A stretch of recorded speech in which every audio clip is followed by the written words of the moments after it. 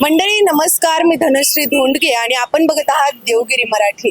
मंडळी, नुकताच आपल्या केंद्र सरकारने काही दिवसांपूर्वी आपण गाडीत टाकत असलेल्या पेट्रोल बाबत एक महत्त्वपूर्ण हा निर्णय घेतला होता.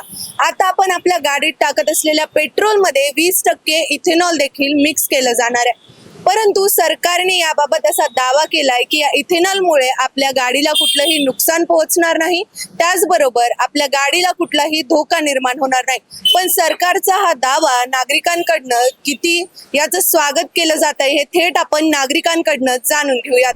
जसं की आता सरकारने दावा केलाय की इथेनॉल मिक्स होत आहे एक पेट्रोलमध्ये आपल्या 20%. तर यामुळे तुमच्या गाडीला काही प्रॉब्लेम आलेत का आणि तुम्ही सरकारला काय सांगू शकता? काही सांगायची गरज पडली नाही, आतापर्यंत काही प्रॉब्लेम आला नाही.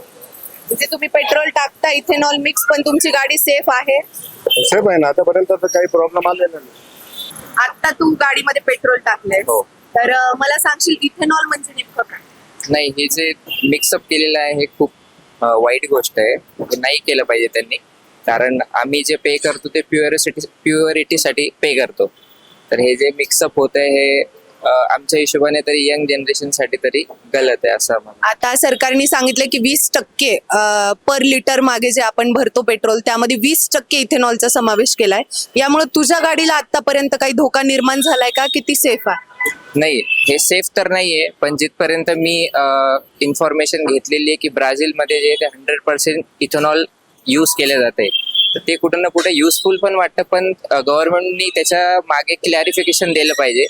ज्यांना नॉलेज आहे त्यांच्यासाठी युजफुल आहे, ज्यांना नाहीये त्यांच्यासाठी अनयुजफुल आहे असं मला वाटतं. सरकारने जे इथेनॉल मिक्स केलंय त्यामुळे मी आतापर्यंत 2 वेळेस गाडीचं इंजन रिपेअर केलंय. 2 वेळेस इंजन खराब झालं होतं माझ्या गाडीचं.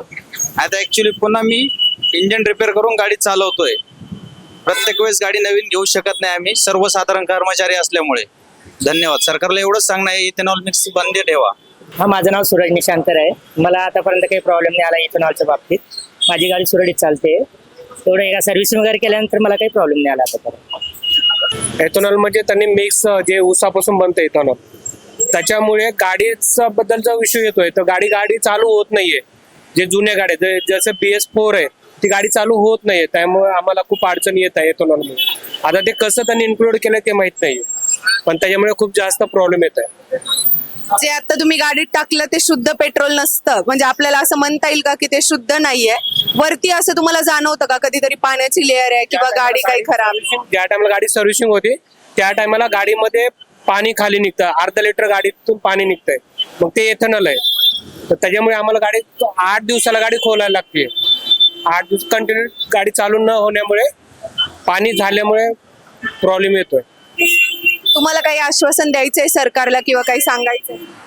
त्याच्याबद्दल सरकार अजून त्याच्याबद्दल रिग्रेट करत असेल, आम्ही तर काही सांगू शकत नाही, पण त्याच्याबद्दल ती कारवाई करतील की त्यात अजून काही चेंजेस करायचं असेल तर आपण आता बघितलंय की प्रत्येक नागरिकांनी जो थेट इथे आपल्याला असं सांगितलं आहे की आमच्या गाडीला प्रॉब्लेम येतोय इथेनॉलमुळे. जे 20% सरकारने इथेनॉल मिक्स केलंय, पण सरकारचा असा पुढेही दावा होता की त्यामुळे कुठल्याही नागरिकांच्या गाड्यांना प्रॉब्लेम येणार नाही किंवा धोका निर्माण होणार नाही. येणारा काळच आपल्याला असं दर्शवून देईल की इथेनॉल हे खरोखरच गाड्यांसाठी योग्य आहे की अयोग्य. कॅमेरामॅन महेश सोबत मी धनश्री धोंडगे, देवगिरी मराठी, छत्रपती संभाजीनगर.